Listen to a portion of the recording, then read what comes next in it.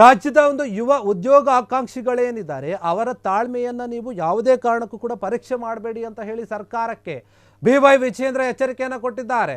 ನೋಡಿ, ಆಕಾಂಕ್ಷಿಗಳು ಏನಿದ್ದಾರೆ, ಉದ್ಯೋಗಿ ಆಕಾಂಕ್ಷಿಗಳು ಯುವಕರು, ಅವರು ತಾಳ್ಮೆಯಿಂದ ಇದ್ದಾರೆ. ಅವರ ತಾಳ್ಮೆಯನ್ನು ನೀವು ಯಾವುದೇ ಕಾರಣಕ್ಕೂ ಕೂಡ ಪರೀಕ್ಷೆ ಮಾಡಬೇಡಿ. ಅವರು ರೊಚ್ಚಿಗೆದ್ರೆ ಬೇರೆ ರೀತಿಯಾದಂಥ ಒಂದು ಪರಿಣಾಮ ಆಗುತ್ತೆ ಅಂತ ಹೇಳಿ ಸರ್ಕಾರಕ್ಕೆ ಬಿಜೆಪಿಯ ರಾಜ್ಯಾಧ್ಯಕ್ಷ BY ವಿಜೇಂದ್ರ ಎಚ್ಚರಿಕೆಯನ್ನು ಕೊಟ್ಟಿರುವಂಥದ್ದು. ಸರ್ಕಾರಕ್ಕೆ ಯುವಕರ ಬಗ್ಗೆ ಯಾವುದೇ ರೀತಿಯಾದಂತಹ ಒಂದು ಕಾಳಜಿ ಇಲ್ಲ. ರಾಜ್ಯದ ಯುವ ಜನತೆ ತಾಳ್ಮೆಯನ್ನು ಕಳೆದುಕೊಂಡು ದಂಗೆ ಏಳುವಂತೆ ಮಾಡಕ್ಕೆ ಹೋಗಬೇಡಿ ನೀವು ಅಂತ ಹೇಳ್ತಾ ಇದ್ದಾರೆ. ಆಡಳಿತ ವ್ಯವಸ್ಥೆಗೆ ಇದು ಒಳ್ಳೆಯ ಪರಿಸ್ಥಿತಿ ತರೋದಿಲ್ಲ, ಬೇರೆ ರೀತಿಯ ಪರಿಣಾಮ ಆಗುತ್ತೆ. ಚುನಾವಣೆಯ ಸಮಯದಲ್ಲಿ ನೀವು ಉದ್ಯೋಗದ ಭರವಸೆಯನ್ನು ನೀಡಿದರೆ ಅದನ್ನು ಇಲ್ಲಿವರೆಗೂ ಕೂಡ ಈಡೇರಿಸಿಲ್ಲ. ಆದರೆ ಏನು ಮಾಡಿದ್ದೀರಾ ನೀವು? ಯಾವುದನ್ನು ಕೂಡ ಮಾಡಿಲ್ಲ, ಯಾವುದನ್ನು ಕೂಡ ಈಡೇರಿಸಿಲ್ಲ. 2023ರ ಭಾರತ್ ಜೋಡೋ ಯಾತ್ರೆಯಲ್ಲಿ 2500 ಹುದ್ದೆಗಳು ಖಾಲಿ ಇದ್ವು, ಅದನ್ನು ಭರ್ತಿ ಮಾಡ್ತೀವಂತ ರಾಹುಲ್ ಗಾಂಧಿ ಘೋಷಣೆ ಮಾಡಿದರು. ಆದರೆ ಇಲ್ಲಿಯವರೆಗೂ ಕೂಡ ಯಾವುದೇ ನೇಮಕಾತಿ ಆಗಿಲ್ಲ. KPSCಗೆ ಪೂರ್ಣ ನವೀಕರಣದ ಒಂದು ಅಗತ್ಯ ಇದೆ. ಅದನ್ನು ನೀವು ಸ್ವಲ್ಪ ಚೇಂಜ್ ಮಾಡಬೇಕಾಗಿದೆ. ನೀವು 2.5 ವರ್ಷ ಆಡಳಿತವನ್ನು ಮಾಡಿದ್ದೀರಿ, ಪೂರ್ಣಗೊಳಿಸಿದ್ದೀರಿ. ಈ ಒಂದು 2.5 ವರ್ಷದಲ್ಲಿ ರಾಜ್ಯದ ಯುವಕರಿಗೆ ನೀವು ನ್ಯಾಯವನ್ನು ಒದಗಿಸಿಲ್ಲ, ಕೊಟ್ಟ ಮಾತಿನಂತೆ ನೀವು ನಡೆದುಕೊಂಡಿಲ್ಲ. ಯುವಕರ ತಾಳ್ಮೆಯನ್ನು ನೀವು ದಯವಿಟ್ಟು ಪರೀಕ್ಷೆಯನ್ನು ಮಾಡೋಕ್ಕೆ ಹೋಗಬೇಡಿ. ಅವರು ದಂಗೆ ಏಳುವಂತಹ ಸಾಧ್ಯತೆ ಇದೆ.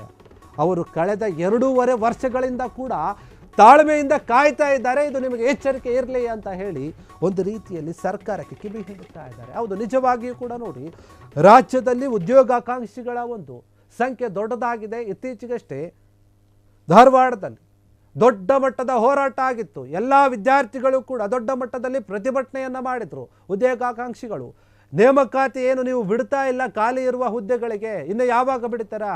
ನಾವು ತಿಂಗಳಾನುಗಟ್ಟಲೆ ವರ್ಷಾನುಗಟ್ಟಲೆಯಿಂದ ಕಣ್ಣಿಗೆ ಎಣ್ಣೆ ಬಿಟ್ಕೊಂಡು ಓದ್ತಾ ಇದ್ವಿ. ಕೋಚಿಂಗ್ ಸೆಂಟರ್ಗಳಲ್ಲಿ ಮನೆಯಲ್ಲಿ ಕೂತ್ಕೊಂಡು ಓದ್ತಾ ಇದ್ವಿ. ಅದಕ್ಕಾಗಿ ತಯಾರಿಯನ್ನು ಮಾಡ್ಕೊಳ್ತಾ ಇದ್ವಿ. ಇವತ್ತು ನಾಳೆ ಅಂತ ಸರ್ಕಾರ ಹೇಳ್ತಾ ಇದೆ. ನಾವು ಕೂಡ ಕಾದ್ಕೊಂಡು ಕೂತಿದ್ದೀವಿ.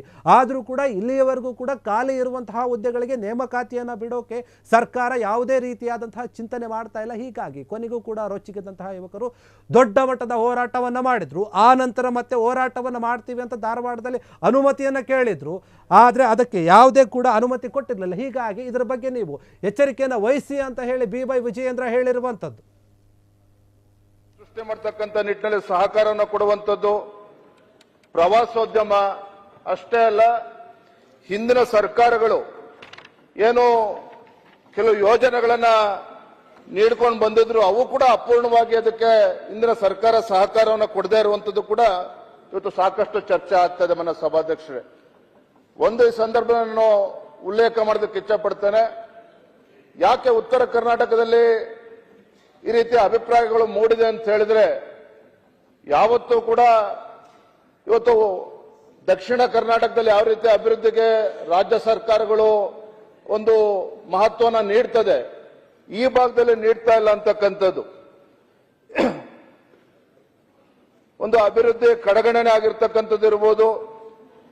ಮತ್ತೆ ಕಾವೇರಿಗೆ ಸಿಗ್ತಕ್ಕಂಥ ನ್ಯಾಯ ಕೃಷ್ಣಾಗೆ ಸಿಗ್ತಾ ಇಲ್ಲ, ತುಂಗಭದ್ರಾಗೆ ಸಿಗ್ತಕ್ಕಂಥ ನ್ಯಾಯ ಈ ಭಾಗದ ಘಟಪ್ರಭಾ ಮಲ್ಲಪ್ರಭೆಗೆ ಸಿಗ್ತಾ ಇಲ್ಲ ಅನ್ನುವ ಚರ್ಚೆ ಸರ್ವೇ ಸಾಮಾನ್ಯವಾಗಿ ನಡೀತಾ ಇದೆ.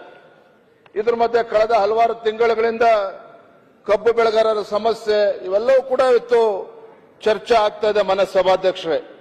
ಹಾಗಾಗಿ ನಾನು ಈ ಸಂದರ್ಭದಲ್ಲಿ ಇನ್ನು ಈ ರಾಜ್ಯ ಸರ್ಕಾರ ಬಂದು 2.5 ವರ್ಷ ಆಗಿದೆ.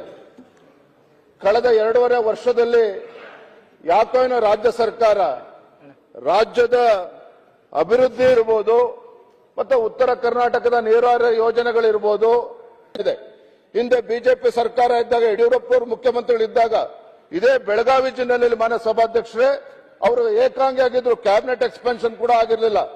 ತತ್ಕ್ಷಣ ಇಲ್ಲಿಗೆ ಬಂದು ಏನು ಬಡವರು ಮನೆಯನ್ನ ಕಳೆದುಕೊಂಡಿದ್ರು, ಮನೆಯನ್ನ ಕಳೆದುಕೊಂಡಂತ ಬಡವರಿಗೆ ಕೇಂದ್ರದ NDRF ನಾರ್ಮ್ಸ್ ಪ್ರಕಾರ 1 ಲಕ್ಷ ಇದ್ರೆ ರಾಜ್ಯ ಸರ್ಕಾರದಲ್ಲಿ ನಾನು ತಪ್ಪಿನ ವಿಚಾರ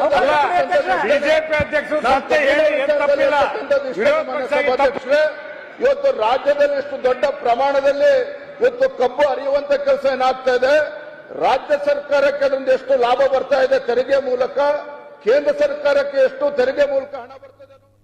ಕ್ಷಣ ಕ್ಷಣದ ಸುದ್ದಿಗಳಿಗಾಗಿ ಫ್ರೀಡಂ ಟಿವಿ ಸಬ್ಸ್ಕ್ರೈಬ್ ಮಾಡಿ, ಲೈಕ್ ಮಾಡಿ ಹಾಗೂ ಫಾಲೋ ಮಾಡಿ. ಹೊಸ ಸುದ್ದಿಗಳ ನೋಟಿಫಿಕೇಶನ್ಗಾಗಿ ಬೆಲ್ ಐಕಾನ್ ಮೇಲೆ ಕ್ಲಿಕ್ ಮಾಡಿ.